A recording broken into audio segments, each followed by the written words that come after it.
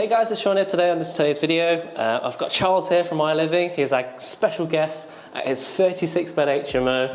Obviously, it's a project this size, it's massive, and with bigger projects, there's bigger problems, let's say. And we're here to tell you the truth. Obviously, there's not dressing it up. We've got loads of progress on site. We use the same contractor as well, so it'd be good to get like Charles's insight. But before that, I'll let Charles introduce himself and just tell you a little bit about the project. Yeah, thanks, Sean. As Sean said, you're here with us at our 36-bed scheme in Derby. It's an office to residential conversion, six bedroom HMOs. At iLiving, we're just a company like Sean. We develop real estate for professionals, co-living spaces, to create really nice environments for people to live in.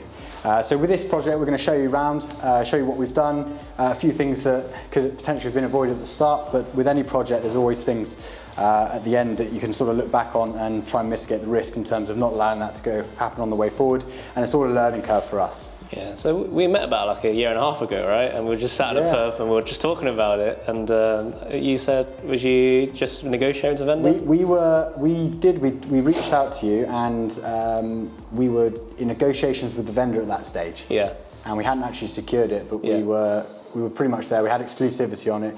It's always that balance, isn't there, between actually having the security of a building and going and speaking with everyone that you want to get the right price. It's sort of chicken and egg sometimes. And I remember at the time, did it have planning already for 36 rooms, or was that something you guys put in place? Yeah, it had planning for 22 studio apartments. Yeah. So it had planning in place through permitted development for that. Okay. But we wanted to intensify the scheme. Yeah, with 36 and add value, obviously, to what the vendor wanted, right? Exactly, they always want top dollar for what they've put a scheme in for, and exactly. You're always trying to like go like our 24 bed. It had planning for 8 flats, and what you wanted was like it's not really worth what you want. But again, just put it through planning, and luckily for us, we actually put in planning whilst the sale was going through, so I had a delay completion. But I remember you said you buy it without planning, and then you just literally took the risk and went for it, and obviously it's turned out well. So it's turned out all right. Yeah. Well, we took a risk in buying it without planning in terms of what we wanted in our exit. Yeah. But because it had the 22 studio apartments, we sort of had a fallback position. It wasn't as profitable, but we were still buying at the right price that allowed us to jump in and say, okay, we can take an educated guess and buy that unconditional to what we wanted to get. And so that allowed us to backfill. If we were just buying an office as an office without any planning, that's a different approach. Yeah, different level of risk. You've got to try and negotiate with the vendor to see if they've got flexibility and what's their timescales and budget and all that stuff. And, if I'm right, we're currently in the top floor right now. I think you said there's another set of stairs to go up. Was it in this room here? So just behind there. Exactly. Yeah, this is quite a good point actually, Sean. So for future proofing, we've sort of we've not put in for planning yet, but with the new permitted development rights that have just come out in August 2021, there's the option for going up potentially another 2 stories. That's something we might consider at a later date, but we've future-proofed that by putting in a sort of staircase lobby area, which can be broken out at a later date, and then we can go up into the loft area and put whatever it is we can get in planning. But that's a sort of future-proofing thing. Yeah, I think that's a really good idea, and it's the first I've seen of its kind, really. Whilst we're at it, do you want to show us around, whiz us around? So we're in the kitchen? Yeah, we're in the kitchen at the moment. We've just had Howdens deliver their kitchens. They're all being installed at the moment.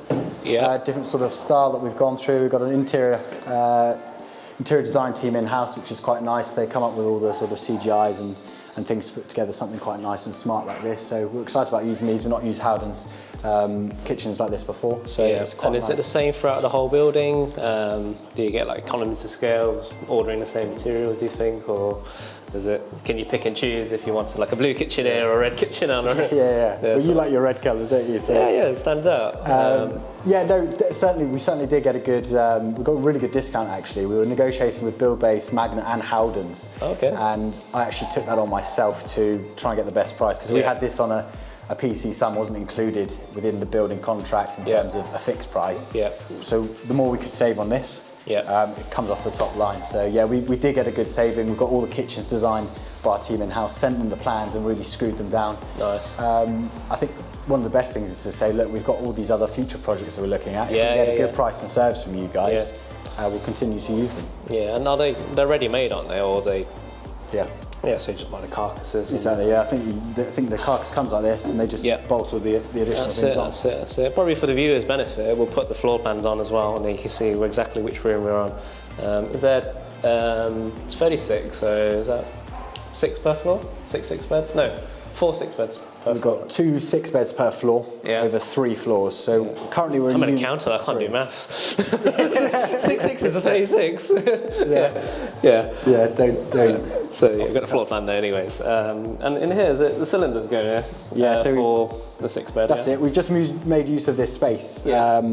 We've kept all the bedrooms as large as possible. So we're just utilising the kitchen space for the cylinder, boiler, and there'll actually be a washer, dryer in there as well. That's nice, yeah, keep it all in one. Yeah. And will there be doors on here to kind of keep the noise out? And that's right. Fireproofing as well. So. Exactly, yeah. Yeah, the doors go on there as well.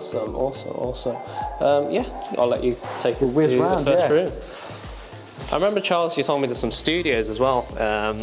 Is it the same amount of studios in each floor, or is it different depending on sizes of the plot?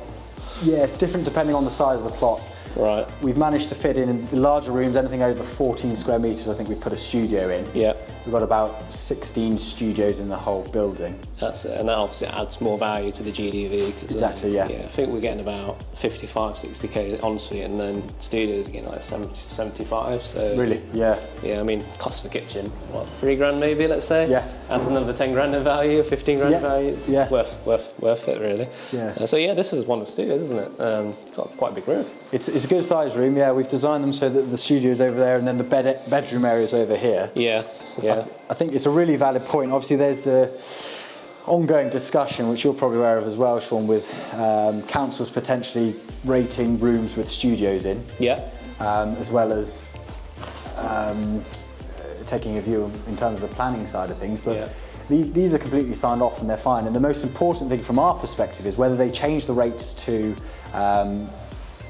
put rates on or cancel not the same as like a 2-bed house. Yeah, not the same. But as long as we're compliant with fire regs, I think that's the most important thing. Oh, yeah, 100%. Obviously, we've got heat sensors and things in here as opposed to smoke sensors and things, and everything else is compliant. But to be fair, a tip on that point with the council tax. So we did our pub, it's 7 studios, but the planning went in as 7 C3 dwellings. So that automatically goes to VOA, and then they obviously knock on your door and say, "Oh, hey, you've got 7 dwellings here, so we're going to charge you 7 council taxes." Yeah. So for you, I think technically you've done 6 dwellings. If you do 6 times 6, I get my maths right this time. 6 times 6. So they'll probably see it as 6 C3 unit, C4 units. Yeah. Maybe at a later stage they might look at it, but at least you've got peace of mind. Yeah. Probably potentially 6 council taxes, and then what I've done in the past is. Well, right now actually, in the contract, just put it in as a addendum, something like that. And if the council tax does come in, then it's the tenant's responsibility. We knock off a little bit for the rent, and if it's a single person, they get 25% discount. You just got to work around it, right? You can't get away from it, and you wouldn't sack off a whole project just because of council tax. No, you just got to work the numbers of it. Yeah, exactly. It reflects in the rent in the end, doesn't it? But no, this is an awesome space. I mean, I can imagine bed will be here. You've got 2 sockets either side. Yeah, exactly. Yeah. You're gonna have desks in here as well. We might put a folding desk. What we've done in our previous ones, we haven't actually put desks in unless a tenant requests it. Yeah. I mean, we're more focused on the professional market, so we don't tend to have... Some people work from home. So, exactly, and we've got a lot of desks actually still in storage because we were expecting over the COVID period that a lot of people would request desks, but not so many did. So yeah, that's good though. Yeah, literally just have it on demand. And are you putting TVs in the rooms as well? At the minute we're not, but again, if we're requested, we can do. Yeah, because I noticed that you got some wiring here, so it's there if you need to. And do any people watch TV these days? Maybe Netflix? I don't know, and we don't really find it affects the demand or the rent. Nah. So it's an option, right? Yeah. All right, where to next? I think we'll just show you one of the double rooms if there's no one in here. Yeah. Because again, they're quite a good size. Yeah, so you got ensuite, and they're all back onto each other, right? So the room next door, so all your plumbing's in one place, which is good. Yeah. Did you have a lot of input on the design, or was it mainly architect and say, hey, I want 36 rooms, can you sort it out for me? Yeah. How did that go about? Did you? Yeah, it's a good question actually. I mean, we had a lot of input on the design. I think we're quite hands-on. Hands-on, yeah. And from a design point of view, we've got a good background in it, and I think being able to give an architect an idea of what we want and where the windows are and the sizes roughly makes their job a little bit easier.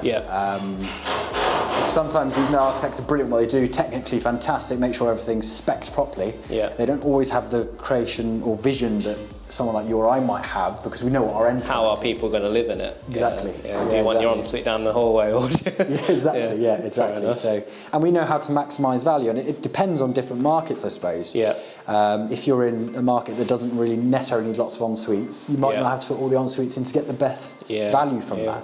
Whereas we know here that en-suites not necessarily derive a premium, but there's nowhere else out in the market that don't really have en-suites. That's it, and you cover from more bases. I mean, I think so, At the end of the day, if, say, the market's flooded with en-suites, you just got to bring your price down anyways. Exactly, That's for later. So I've noticed you got a bit of a recess in the sink. Is that on purpose, or that used to be a door?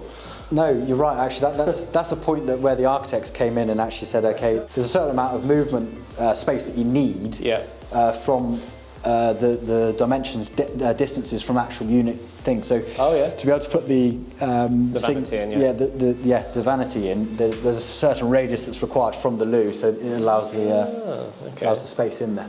I learn something new every day. And I like how you put the radiator there, because it's kind of out the way. You're not behind doors, and it kind of fits in with the plumbing, right? Because you've got the shower behind it. Yes. Bed here, is it? Bed this way. Bed's going that way. Yeah. And then you've got room for a wardrobe? I'm just guessing. Yeah, that's right. I think we've got wardrobes in. We did have fitted wardrobes in all of them, but we've taken them out and we're going to put in an open plan wardrobe. Cool. Yeah. Because it makes the rooms look larger, I think. Yeah, and it counts as usable space. That's another thing. So some HMO officers like to take off the wardrobe and you're down with a smaller room. That could affect you from a double occupancy or a single occupancy room. Yeah, and could affect valuation as well. Yeah, good call. And then again, you've got room at the end of the bed for maybe a desk or a TV as well. So yeah, nice. Okay.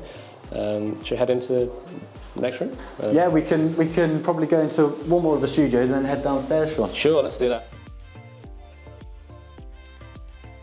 So this is another one of our studio rooms. Nice and bright again, good size. I think they work quite well. Window. We thought of, because these windows are so big, we thought, can we split them slightly? But we just made the room bigger to fit the window, and it makes it a really nice, bright space. What type of window would you put in that? Would it be the ones that open outwards, or because obviously fire escape windows, I can't imagine a massive one opening out. Yes, they're actually two.